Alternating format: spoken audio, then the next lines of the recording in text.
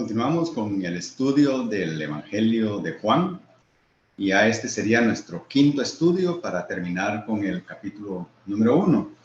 Y aunque nos pueda parecer que el proceso de estudio de este Evangelio va a ir lento, porque apenas estamos con 5 estudios terminando el capítulo 1, yo creo que va a valer la pena. Es un proyecto no de corto plazo, quizás nos abarque muchas semanas hacer el estudio completo. Aproximadamente van a ser 75 estudios, pero los invito a seguir la secuencia de estudios hasta que demos por terminado este proyecto. El texto que vamos a estudiar hoy está en el capítulo 1, del versículo 40 al 51. Y como hemos dicho ya antes, estamos tratando de que el título de cada estudio sea sacado literalmente de algún trozo, de algún fragmento del pasaje que estamos estudiando. Y en esta ocasión hemos tomado las palabras de Andrés, hermano de Pedro, que literalmente dijo, hemos hallado al Mesías, cuando él estaba compartiendo las buenas nuevas que él ya había conocido. Y estas breves palabras representan muy bien lo que vamos a estudiar en este texto. Vamos a leerlo para ver de qué se trata. Versículo 40 empieza así. Uno de los dos que oyeron a Juan y siguieron a Jesús era Andrés, hermano de Simón Pedro. Él encontró primero a su hermano Simón y le dijo, hemos hallado al Mesías, que traducido quiere decir Cristo. Entonces lo trajo Jesús. Jesús, mirándolo, dijo, tú eres Simón, hijo de Juan. Tú serás llamado Cefas, que quiere decir Pedro. Al día siguiente Jesús se propuso salir para Galilea y encontró a Felipe y le dijo, sígueme. Felipe era de Betsaida, de la ciudad de Andrés y de Pedro. Felipe encontró a Natanael y le dijo, hemos hallado a aquel de quien escribió Moisés en la ley y también los profetas, a Jesús de Nazaret, el hijo de José. Y Natanael le dijo, ¿puede algo bueno salir de Nazaret? Ven y ve, le dijo Felipe.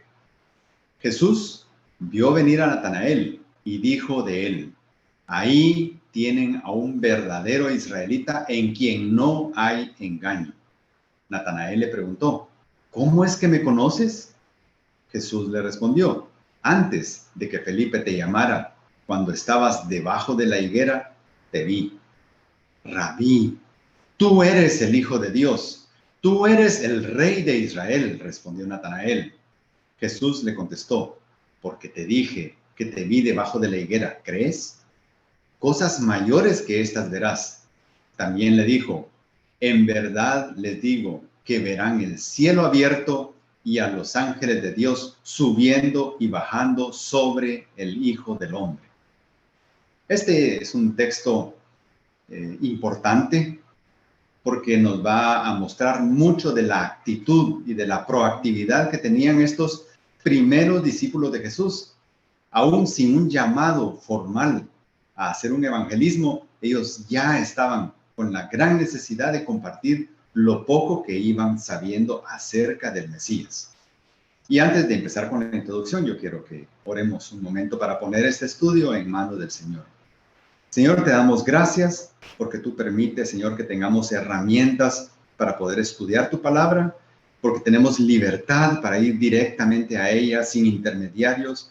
Y Señor, gracias porque tu Espíritu Santo que mora en nuestros corazones, en los corazones de todos los que ya hemos creído en ti por fe, el Espíritu Santo nos ilumina para entender, Señor, lo que leemos en tu palabra. Y gracias porque todo eso nos permite conocer tu voluntad y luego vivir de acuerdo a tu voluntad, tal como tú lo has mandado, Señor. Te agradecemos esto y permítenos que todo lo que estudiemos hoy, las conclusiones a las que lleguemos, las pongamos en práctica en nuestras vidas y aprendamos de modelos que aparecen en tu palabra y que nos pueden guiar, Señor, para una conducta piadosa delante de ti. Oramos, Señor, en el nombre de Cristo. Amén. En este capítulo, el capítulo 1, el autor Juan, no el Bautista, sino el apóstol Juan, ha mostrado las credenciales de Jesús. Nos ha presentado algunos atributos, no la totalidad, pero sí algunos atributos y obras del Verbo eterno. Luego, en forma sumamente resumida, expone el hecho de la encarnación, tema que los otros evangelios sinópticos narran con mucho más detalle. El ministerio de Juan el Bautista, anunciando la venida del Mesías, es otro tema que toca este capítulo número 1. Su testimonio veraz y creíble, autenticando a Jesús como el Cristo. Esto era tan importante porque Jesús era alguien desconocido de una región poco favorecida en reputación y poco favorecida en linaje. Sin embargo, Jesús, aunque vivía en Nazaret, él no era de Nazaret. Su linaje era de Belén, justo como la profecía decía. Pero necesitaba Jesús de alguien con alta credibilidad en Israel que autenticara que él era el Cristo. Y esa función tenía Juan el Bautista. Y también vemos la humildad del Bautista, de Juan el Bautista, para reconocer el protagonista principal de esta escena, que no es él, es Jesús.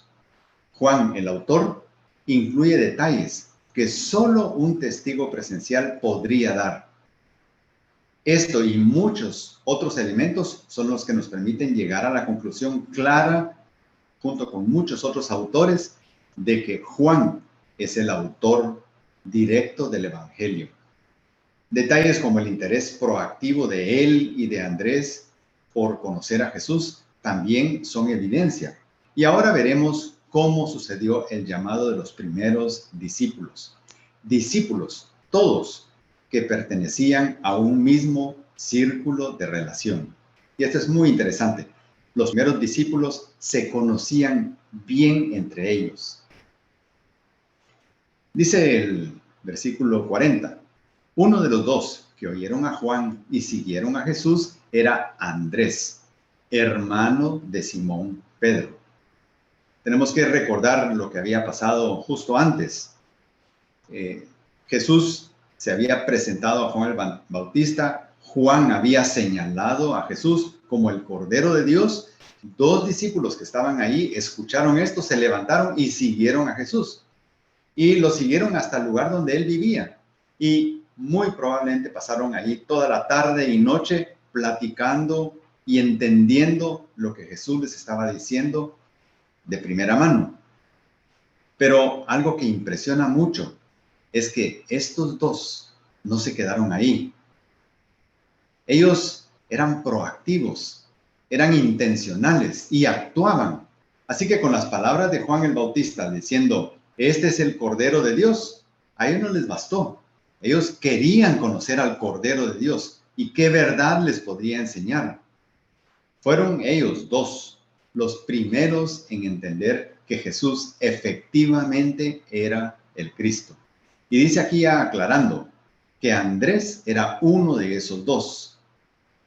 Por la narrativa se sobreentiende que Pedro, a diferencia de Andrés, Pedro era alguien sumamente conocido para los lectores de este evangelio, porque lo nombra para que los lectores identifiquen a Andrés, un poco menos conocido, con Pedro, el muy conocido en la iglesia primitiva. Andrés era parte del grupo de 4 apóstoles. En el grupo de los 12 se divide en 3 grupos de 4. Y en el primer grupo está Andrés. Y ese primer grupo contenía a los 3 discípulos que eran el círculo íntimo de Jesús. Y es muy probable que el compañero de Andrés fuera el mismo autor, el apóstol Juan. Mateo 4:18, en la Nueva Versión Internacional, dice así: Jesús vio a 2 hermanos, uno era Simón llamado Pedro y el otro Andrés. Estaban echando la red, pues eran pescadores. Ahí podemos ver de entrada cuál era el oficio de Andrés, de Pedro. Y ese mismo oficio es compartido por otros de los primeros discípulos de Jesús. Lo vamos a ver. Era gente emprendedora, sí, pero sencilla. Era gente con una reputación no muy privilegiada, por ejemplo, desde el punto de vista de los líderes de Jerusalén. Dice el versículo 41, él, Andrés, encontró primero a su hermano Simón y le dijo, hemos hallado al Mesías, que traducido quiere decir Cristo. Él encontró primero, y vamos a ir viendo palabras claves que conviene ahondarlas un poco más. Por ejemplo, cuando dice encontró primero, esta palabra primero es protos, y eso significa muy temprano, a primera hora, al amanecer. Eso significa protos. Una vez que Andrés conoce la verdad, porque pasó tiempo junto probablemente con Juan, autor de este evangelio, pasaron tiempo con Jesús conversando al final de la tarde y noche y entendiendo que Jesús realmente era el Cordero de Dios, el Mesías, el Cristo. Andrés ya no se pudo quedar callado. Y lo primero que se le ocurrió a Andrés era compartir esas buenas nuevas.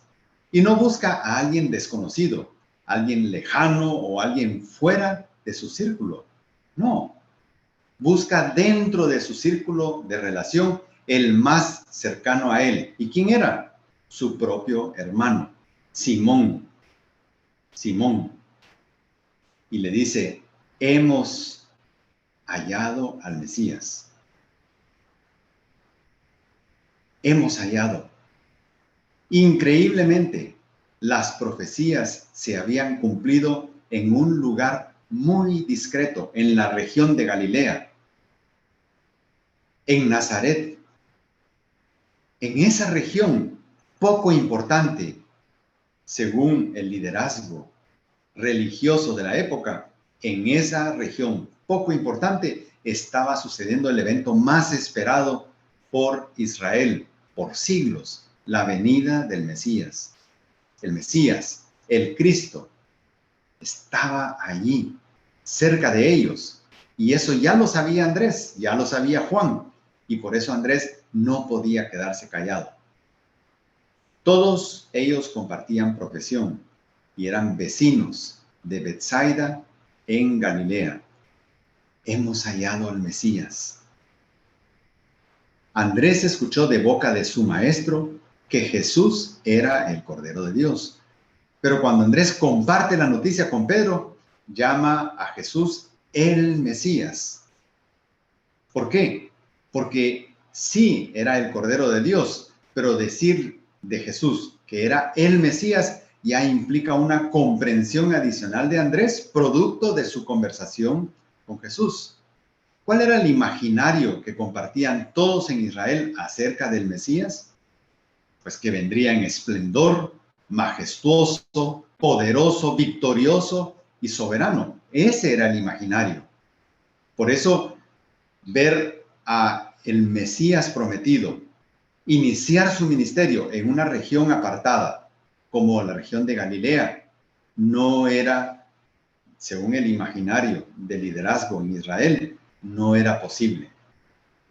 Cristo significa ungido y es un título mesiánico del Hijo de Dios. Juan amplía la descripción de Jesús agregando su título mesiánico. Si al nombre propio de Jesús uno le agrega el título de Cristo o de el Cristo, de ahí es que resulta la palabra compuesta Jesucristo. Decir, para alguien en ese siglo, decir que Jesús es el Cristo equivale a reconocer que Jesús es Dios. Y eso era algo sumamente peligroso en el entorno religioso de Israel del siglo I. Entonces, dice el versículo 42, lo trajo a Jesús. Jesús, mirándolo, dijo, tú eres Simón, hijo de Juan. Tú serás llamado Cefas, que quiere decir Pedro. Pedro no vino a Jesús. Andrés trajo a Pedro delante de Jesús.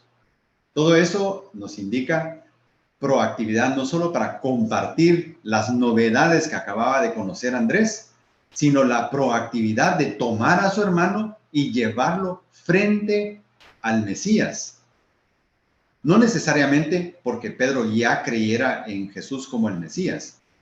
Era para que Pedro conociera al Mesías de la misma manera que Juan y Andrés ya lo habían hecho. Esa proactividad es muy aleccionadora para nosotros y muy admirable. Andrés muestra una vocación evangelizadora, siendo Pedro su primer convertido. Todos nosotros, cuando compartimos con otro las buenas noticias de la salvación y esa persona cree, podemos sinceramente sentir que es resultado de nuestro esfuerzo evangelístico y podemos decir, es mi primer convertido, aunque sabemos que la transformación y la conversión sucede porque el Espíritu Santo convence a la persona de que efectivamente necesita perdón de pecados. Pero Andrés trajo a Pedro y Pedro creyó. Pedro, primer convertido de Andrés. Si nosotros actuáramos de esa manera, compartiendo las buenas nuevas que ya estamos disfrutando, que ya han transformado nuestra vida, si nosotros actuáramos tal y como Andrés actuó, quizás todos en nuestro círculo, pequeño o grande, círculo de relación, serían ahora ya discípulos de Jesús. La pregunta es, ¿si lo hacemos? ¿Realmente lo hacemos así? Y recordemos, Andrés no necesitó de que le dieran la orden, esa gran comisión que Jesús dio al final de su ministerio. Andrés no la necesitó.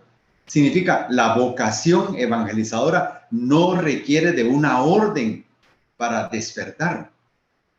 Debe nacer como resultado de la transformación que Cristo hace en nuestra vida. De ahí debe venir el ánimo, la pasión y el entusiasmo por compartir el evangelio. Jesús le dijo a Simón, eres Simón, y le dice también quién es su padre, Juan. Serás llamado Cefas. Y Cefas es una palabra aramea. Recordemos que el idioma materno de Jesús es el arameo. Arameo, que es un idioma que venía de la región de Persia, cuando estuvieron ellos como cautivos, los israelitas, cautivos en Babilonia y con los persas. De ahí viene el arameo. El arameo se había convertido en el idioma materno, especialmente en esa región norte de Galilea. Y dice que quiere decir Pedro. ¿Por qué? Porque el idioma de uso corriente ya en ese tiempo era el griego. Entonces, si solo decía Cefas, era posible que en otras regiones que no hablaban arameo no comprendieran qué significaba eso. Pero si decía Cefas, que quiere decir Pedro, y Pedro ya es griego, ya entienden, ok, Jesús le puso el sobrenombre a Simón de piedra, porque Pedro significa piedra, no significa roca, significa piedra o pedrusco. Y esto lo hizo Jesús sin que hubiera presentación previa de Pedro. Al nomás llegar, identifica plenamente quién es esa persona que está frente a él. Y Jesús decide darle este sobrenombre sin ninguna explicación previa. Ahora, con el tiempo y por la función que Pedro iba a tomar, o el rol que iba a tomar Pedro dentro del grupo de los 12, ese liderazgo que él iba a tener, iba a cobrar sentido el hecho de que él tuviera el sobrenombre de piedra. Piedra, algo sólido, algo firme. El versículo 43 dice, al día siguiente Jesús se propuso salir para Galilea y encontró a Felipe y le dijo, sígueme. Jesús estaba en la región donde Juan bautizaba, y eso era mucho más al sur. Era cerca de la desembocadura del río Jordán en el Mar Muerto. Y recordemos, el río Jordán tiene un trayecto bastante largo. Desde muy al norte atraviesa el Mar de Galilea y sale del Mar de Galilea rumbo al Mar Muerto. Pues Juan bautizaba cerca del Mar Muerto. Para llegar de ahí, donde Juan estaba bautizando, a la región de Galilea o al Mar de Galilea, era un recorrido como de unos 100 kilómetros y todo esto se hacía a pie. Significa que era más o menos un viaje a pie de unos 3 días de camino. Y dice que encontró a Felipe. Es posible que este encuentro con Felipe haya sucedido en el trayecto, en el camino hacia la región de Galilea. Felipe casi no se menciona en los sinópticos. Sin embargo, acá en el Evangelio de Juan, Felipe es nombrado 12 veces. Y Felipe era alguien muy conocido de Juan, autor de este Evangelio. Y le dijo Jesús, sígueme.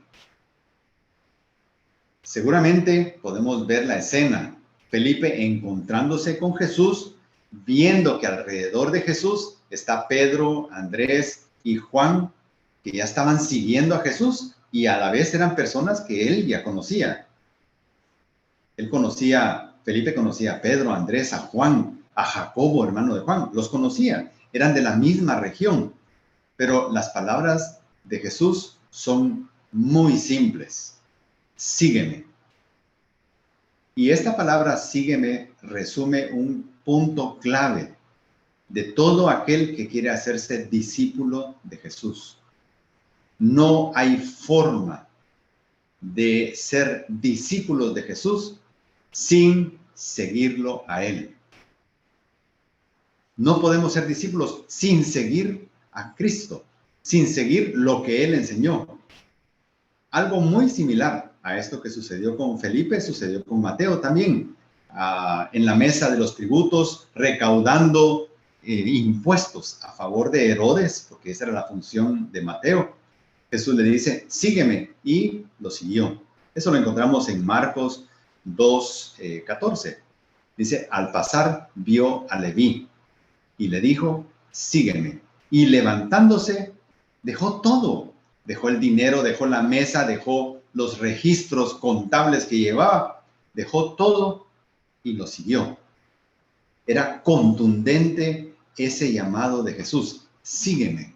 Era el Mesías en persona pidiéndole a una persona seguirlo a él. El versículo 44 dice, Felipe era de Betsaida, de la ciudad de Andrés y de Pedro. Esta Betsaida también en el siglo I era conocida como Betsaida Julia y era un pueblo pequeño al norte, donde entraba el río Jordán al mar de Galilea y luego ese río Jordán salía por el lado sur. Pues a la entrada del río Jordán, en el lado norte del mar de Galilea, ahí estaba Betsaida Julia. Y estos 5 discípulos que llevamos hasta el momento se conocían muy bien entre sí. Y el narrador estuvo ahí. Veamos qué dice Marcos 1, 16 y 19. Y este es otro momento para que podamos ver la relación que había entre estos y la similitud de oficio que tenían. Mientras caminaba junto al mar de Galilea, vio. ¿Y quién vio? Jesús. Vio a Simón y a Andrés, hermano de Simón, echando una red en el mar. Miren, es interesante.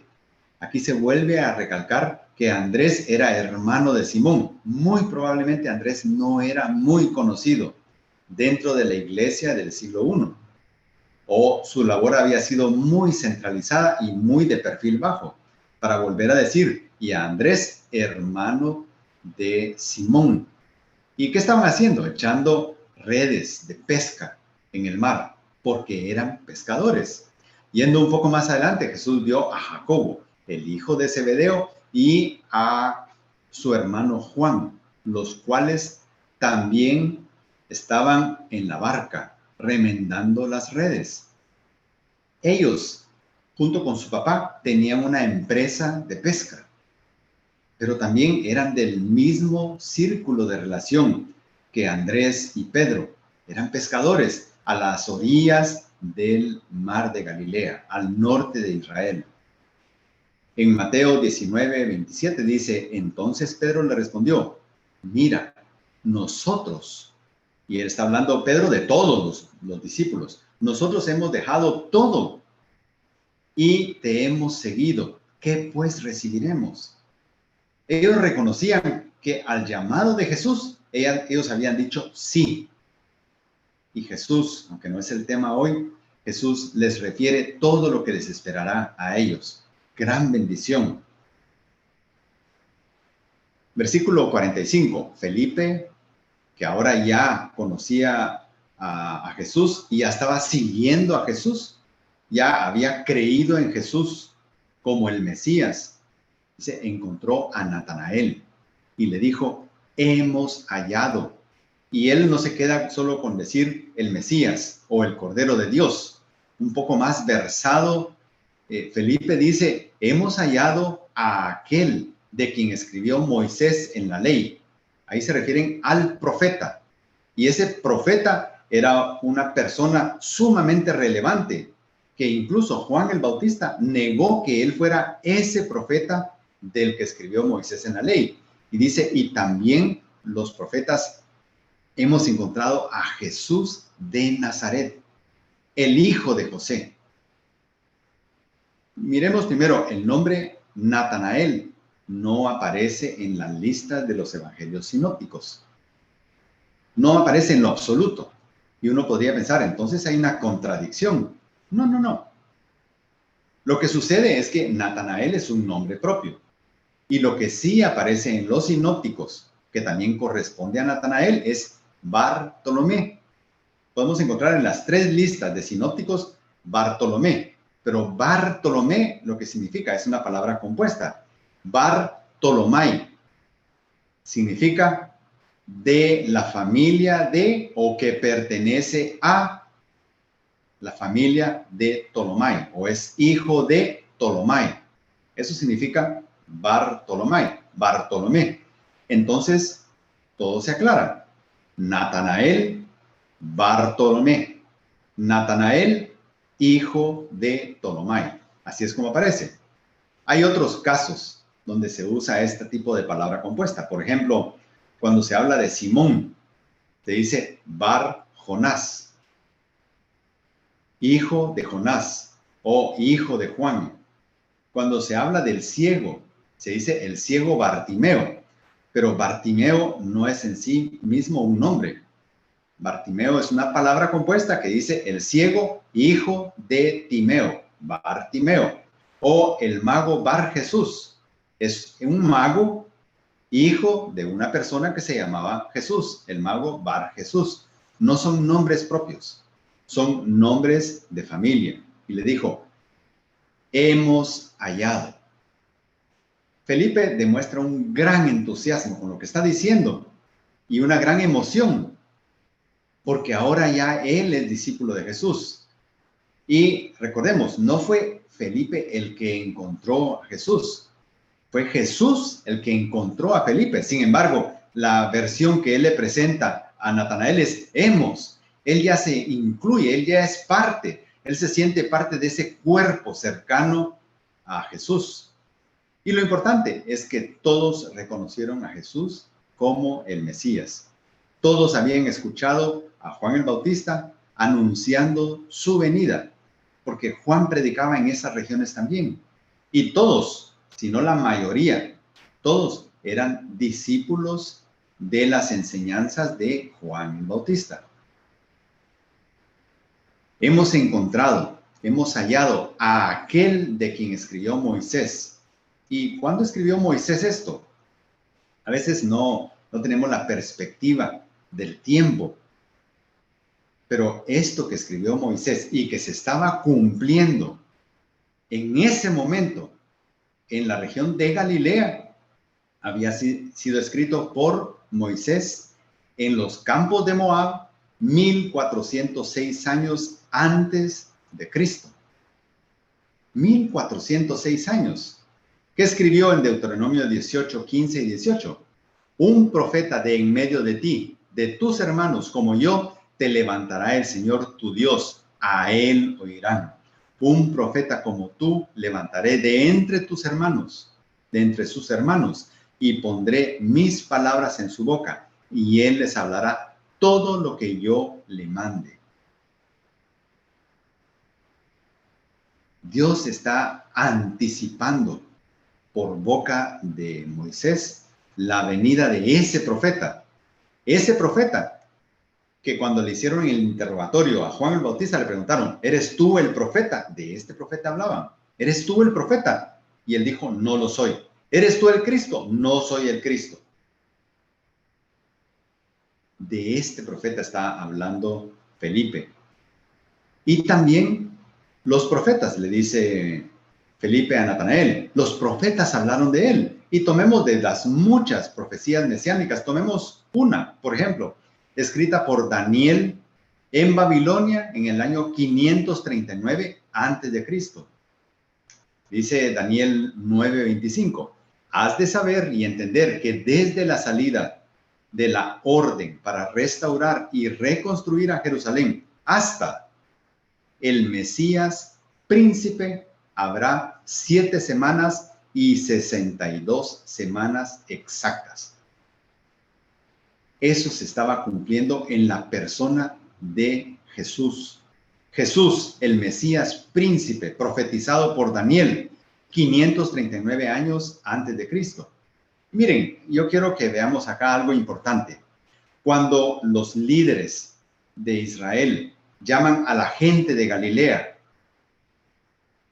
gente sin letras, no significa eso que fueran personas que no conocían las Sagradas Escrituras.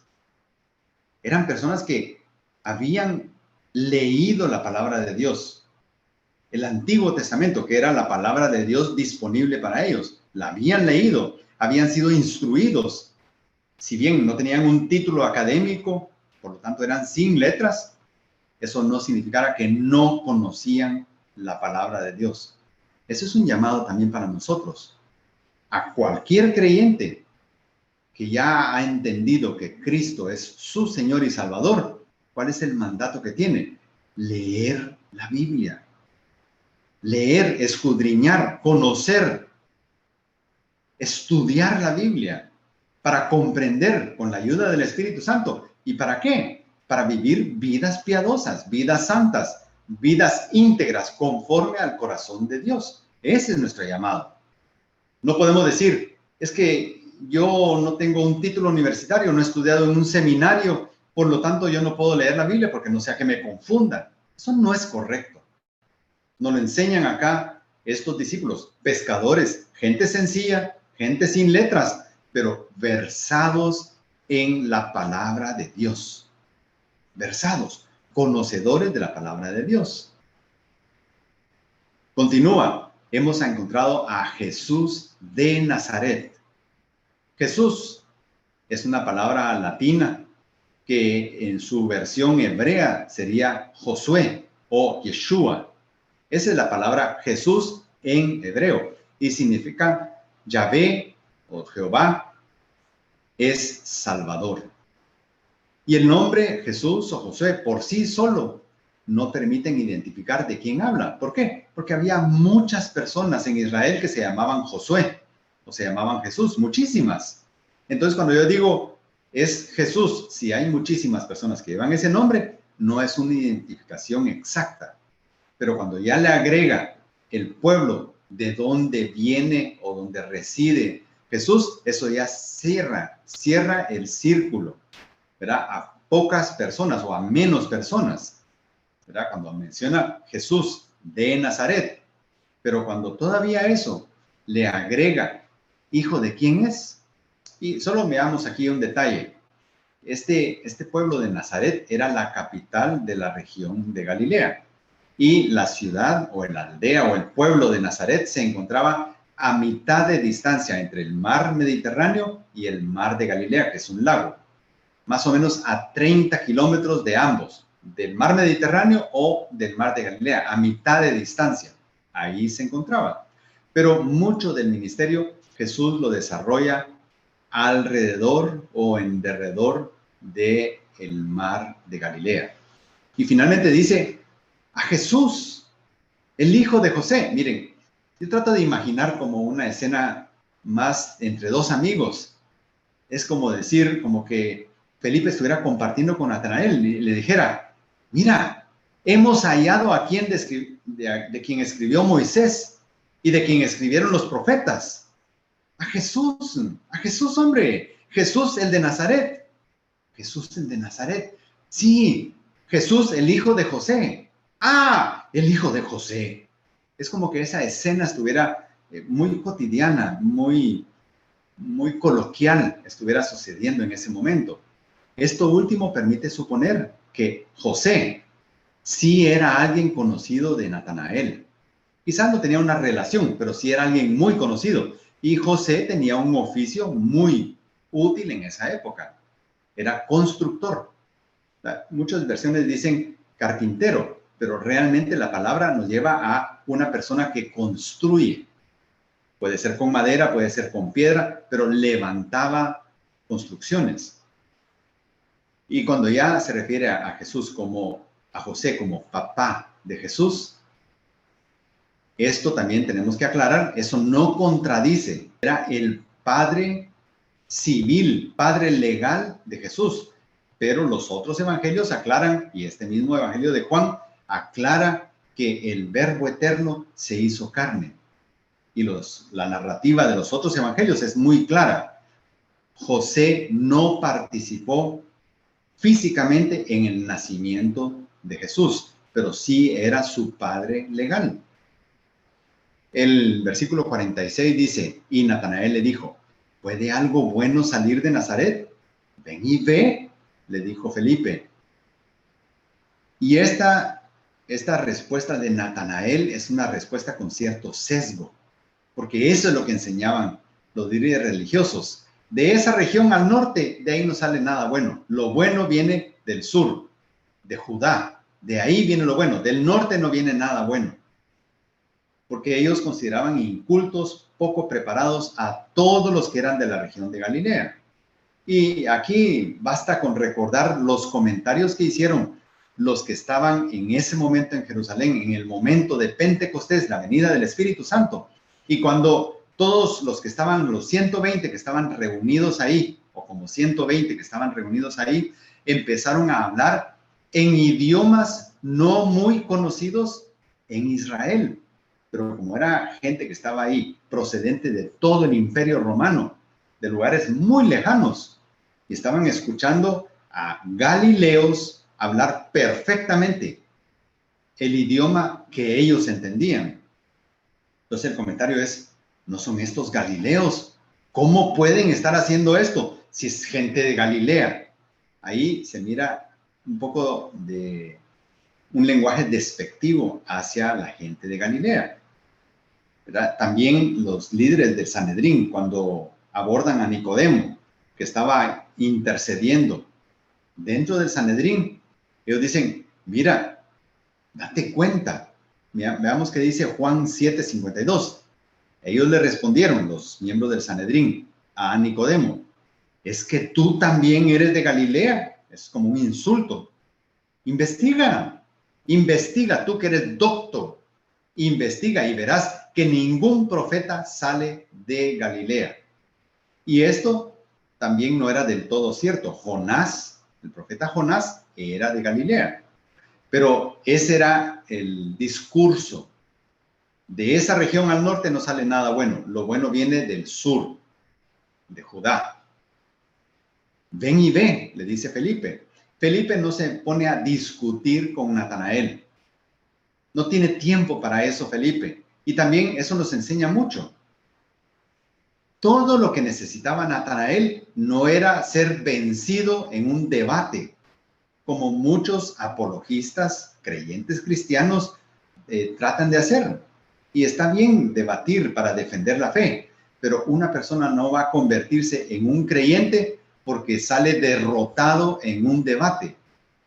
No es así. Una persona se vuelve discípulo de Jesús porque el Espíritu Santo convence a su corazón de que necesita perdón de pecados. Entonces, cuando la persona es confrontada con su pecado por las palabras de Jesús, entonces reconoce que necesita el sacrificio de Cristo y se hace discípulo de Cristo. Eso, en una forma intuitiva,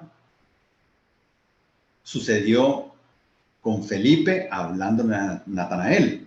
Mira, yo no voy a discutir contigo. Ven tú y mira por ti mismo. Y que te pase a ti lo que me pasó a mí cuando yo conocí de primera mano a Jesús, que venía para la región de Galilea. Juan 9:25 dice, por eso los fariseos volvieron también a preguntarle, ¿cómo había recibido la vista? Y yo pongo este versículo porque me parece muy interesante. Es un ciego sanado por Jesús, siendo interrogado por el liderazgo en Jerusalén para ver qué tipo de persona había hecho esa transformación en este ciego.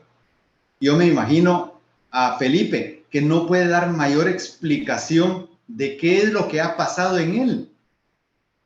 Lo único que puede decir es, míralo tú, que él te hable a ti como me habló a mí. Y entonces tú vas a entender, porque no sé cómo decirte con palabras, con mayores argumentos lo que tú me estás diciendo. ¿Qué dijo el ciego cuando estaba siendo interrogado? Dijo, yo no sé. Y le estaban preguntando, ¿es pecador el que te sanó? ¿Quién es el que te sanó? Y él dice, una cosa sé. Yo no sé todo lo que me están preguntando ustedes, pero una cosa sé. Yo era ciego y ahora veo. Eso es todo lo que necesitamos cuando compartimos el Evangelio y no tenemos mayor conocimiento todavía de Jesús. Decir, mira, cómo era yo y cómo soy ahora.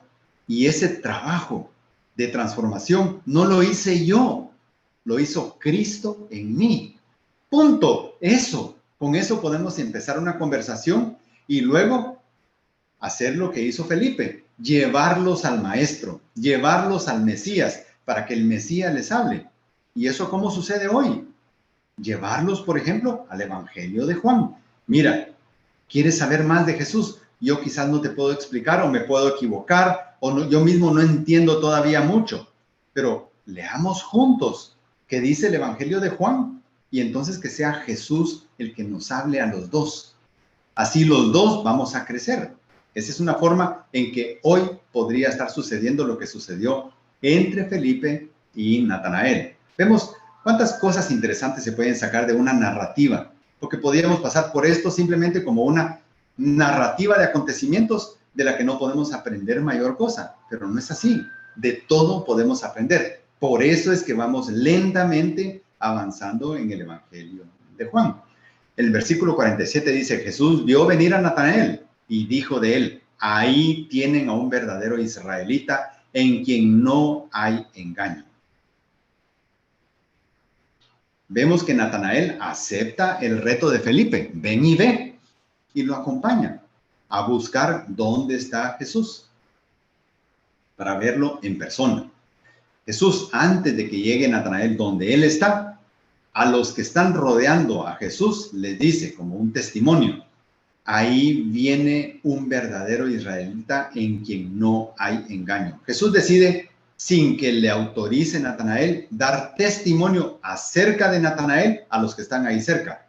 Es un verdadero israelita.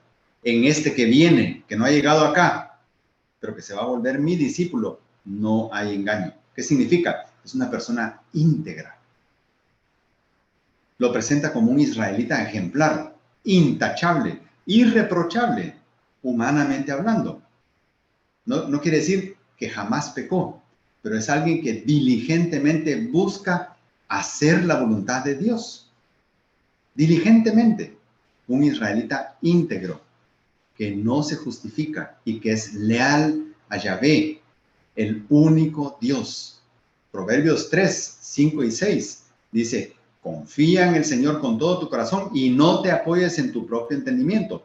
Reconócelo en todos tus caminos y Él enderezará tus sendas. Ese es el tipo de mandamiento que seguía Natanael. Natanael le preguntó, ¿cómo es que me conoces? Natanael seguramente logra escuchar parte del testimonio que Jesús está dando acerca de él. Y Natanael está de acuerdo con el testimonio que Jesús ha dicho de él. Y sabe que el testimonio que está diciendo Jesús es correcto. Pero lo que lo impresiona es que no solo es correcto, sino es profundo.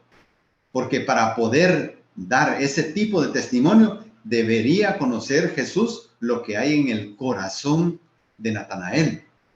Eso las demás personas no lo pueden conocer, pero Jesús sí lo podía ver. ¿Cómo es que puedes hacer un análisis tan completo si no me conoces? Y Jesús le dice, cuando estabas debajo de la higuera, te vi. Le da evidencia clara a Natanael, Jesús, de que es omnipresente. Y esa omnipresencia es un atributo que solo lo tiene Dios.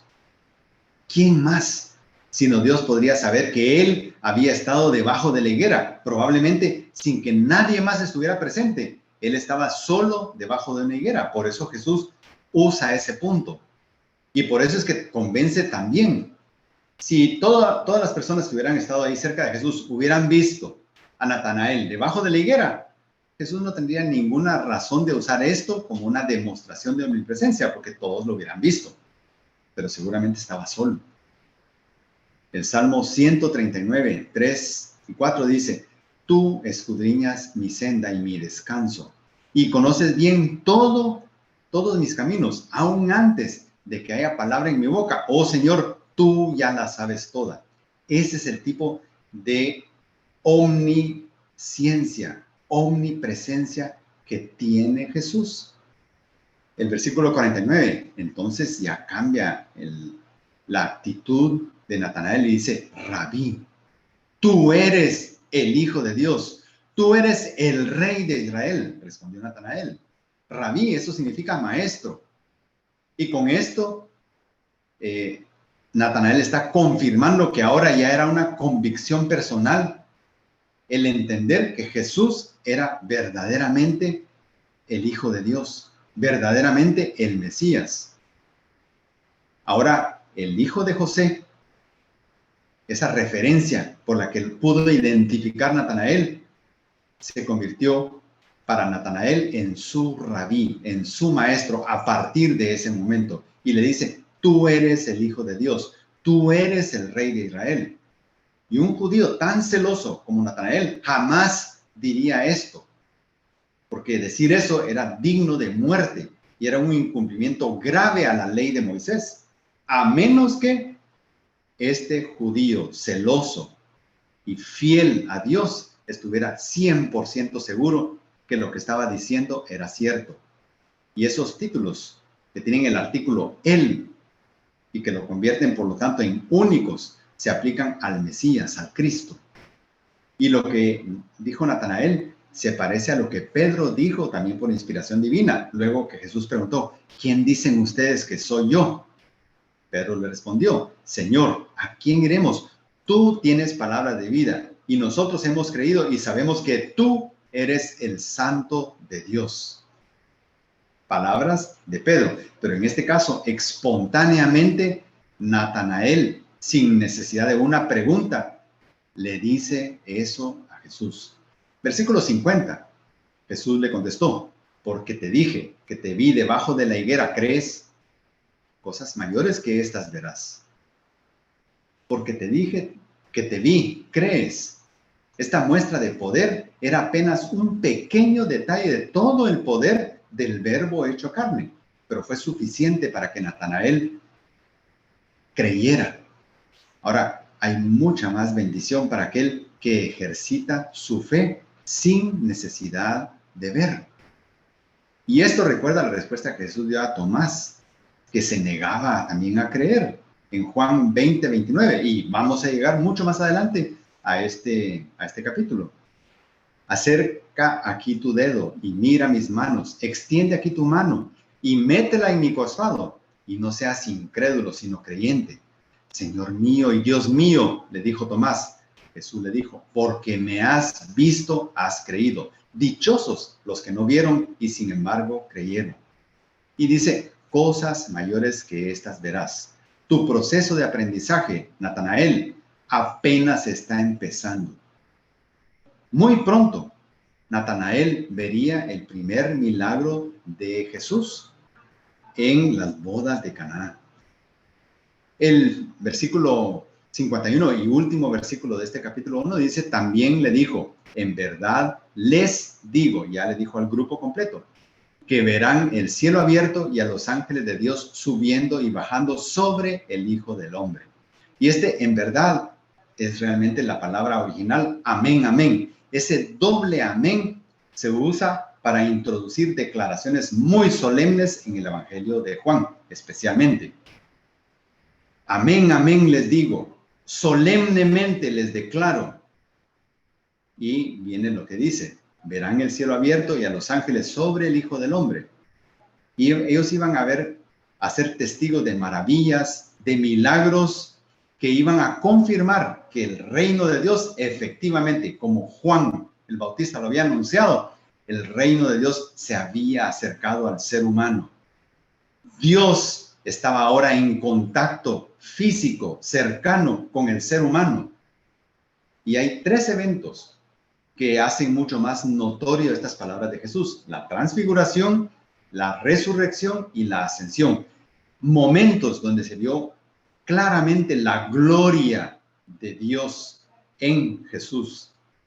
Y Juan introduce aquí un nuevo título de Jesús el Mesías, al decir el Hijo del Hombre. Y este título, el Hijo del Hombre, es el que Jesús usa más cuando se refiere a sí mismo en todos los evangelios. Cuando Jesús se refiere a él mismo, siempre dice el Hijo del Hombre, o muchas veces dice así. Y este título denota esa unión hipostática. ¿Qué significa la unión hipostática? Que en la misma persona de Jesús hay 100% de divinidad y 100% de humanidad. Jesús, el Cristo, el Mesías, es Hijo de Dios, 100% Hijo de Dios, pero también es Hijo de María, 100% humano, capaz de comprendernos a nosotros. Y quiero que veamos rápidamente acá las listas que hay de discípulos. En Mateo 10, 2 al 4, Marcos 3, 16 al 19, Lucas 6, 13 al 16, Hechos 1, 13. Hay listas de los 12 apóstoles. Sin embargo, en el Evangelio de Juan no existe una lista. No existe una lista como tal. Juan da por sentado que ya todos esos evangelios, los sinópticos, ya son conocidos para la gente. No hace falta hacer una lista. La narrativa y el propósito del Evangelio de Juan es diferente. Hay 3 grupos de 4 apóstoles cada uno. En el primer grupo se presenta a Simón, Bar Jonás o hijo de Jonás. Simón está en hebreo, Bar Jonás es arameo y Pedro es griego. Y así se le presenta en los otros 3 sinópticos. Juan lo presenta también como Simón, pero además le agrega el Cefas, que es arameo. Está Andrés, que es una palabra griega, que así aparece también en los demás evangelios. Está Jacobo, hermano de Juan, hijo de Zebedeo, y estos son nombres hebreos. En Marcos es el único lugar donde se les llama a ellos Boanerges, hijos del trueno, personas sumamente impulsivas y un poco agresivas. Así se presenta también en Lucas, Jacobo, y en Juan no se les presenta más que como los hijos de Zebedeo. Se les nombra de esa manera, incluyendo a Jacobo y a Juan. Y Juan, un nombre hebreo, también se le llama Boanerges en Marcos, Juan en Lucas, y el discípulo amado. Es el que no es nombrado en Juan, pero está implícito incluso acompañando a Andrés en esa primera visita a Jesús. En el segundo grupo está Felipe, es una palabra griega, claramente griega. Así aparece en todos los sinópticos y así aparece en Juan. Bartolomé o Bartolomé, así aparece en Mateo, en Marcos, en Lucas, y ya vimos qué significa. Y en Juan aparece como Natanael, y es oriundo de la ciudad o del pueblo de Caná. donde Jesús va a hacer su primer milagro. Está Mateo, que era recaudador, y solamente en Mateo se menciona que era recaudador. En Marcos se le agrega el nombre hebreo Leví, así se presenta en Lucas y no aparece en Juan. Tomás, su nombre hebreo, así aparece en los 3 sinópticos y así aparece en Juan, solo que le agrega dídimo, que significa en griego gemelo.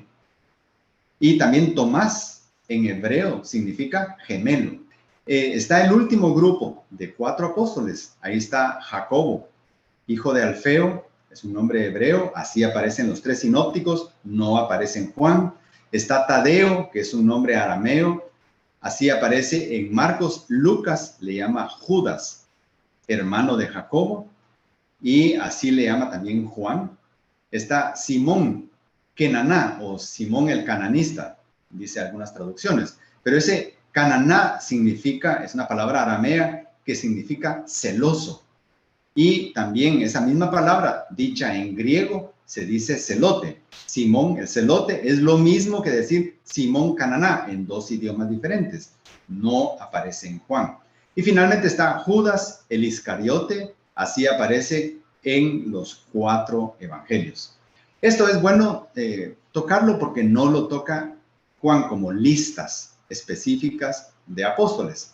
Entonces, por nombre, Juan toca 7 de los 12 apóstoles. Si abarcamos a los 2 hijos de Zebedeo, que por la mención de hijos de Zebedeo aparecen entonces implícitamente los 2, serían 9 de los 12. Y hay 3 que no aparecen en absoluto en el Evangelio de Juan. ¿Qué podemos resumir? Con este estudio estamos terminando el primer capítulo del Evangelio de Juan. De los 21 capítulos ya llevamos el primero. En estos últimos versículos vemos una narrativa muy detallada. Da detalles únicos del llamado de estos primeros discípulos de Jesús, todos pertenecientes a una misma región y a un mismo círculo de relación.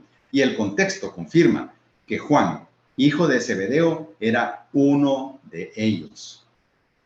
Juan, autor del Evangelio, es uno de los que están participando en ese primer llamado. Y ya vimos, muy probablemente acompañando a Andrés. Andrés, con su proactividad, nos da una gran lección de evangelismo práctico que nosotros deberíamos seguir. Igual lo hace Felipe, quien prefiere mostrar a Jesús en lugar de debatir. Y muchos de nosotros, en lugar de estar discutiendo discusiones agrias y muy duras con otras personas, en vez de tomar esa posición de debatir, deberíamos llevarlos a que ellos conozcan a Jesús de primera mano, leerles el Evangelio de Juan, compartirles el mensaje de buenas nuevas. Y estos discípulos todos son de Galilea, región despreciada por muchos. Y aunque eran considerados iletrados, conocían muy bien las Escrituras. Y esto nos enseña una cosa importante.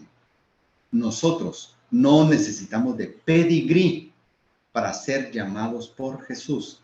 Personas sencillas fueron llamadas por Jesús. Personas sin un gran nivel académico fueron llamadas por Jesús y usados grandemente por Jesús. Así que está abierto el Evangelio a absolutamente todos. Y todos, hayamos estudiado o no teología, podemos comprender la Biblia si vamos directamente a ella, porque el Espíritu que mora en nosotros nos ayuda a comprender. Oremos. Señor, gracias porque estamos terminando el primer capítulo de este Evangelio que Juan escribió con el propósito de que muchas personas, quizás sencillas, de poco nivel académico, puedan comprender claramente, Señor, el propósito de tu Evangelio. Y en estas personas sencillas me incluyo yo, nos incluimos nosotros, porque todos delante de ti debemos ser pobres, pobres en espíritu. Te damos gracias porque de todo lo que ha dicho Juan en este primer capítulo hemos aprendido mucho y cosas prácticas en nuestra vida diaria, Señor, especialmente ese amor y ese anhelo por compartir el Evangelio con otros.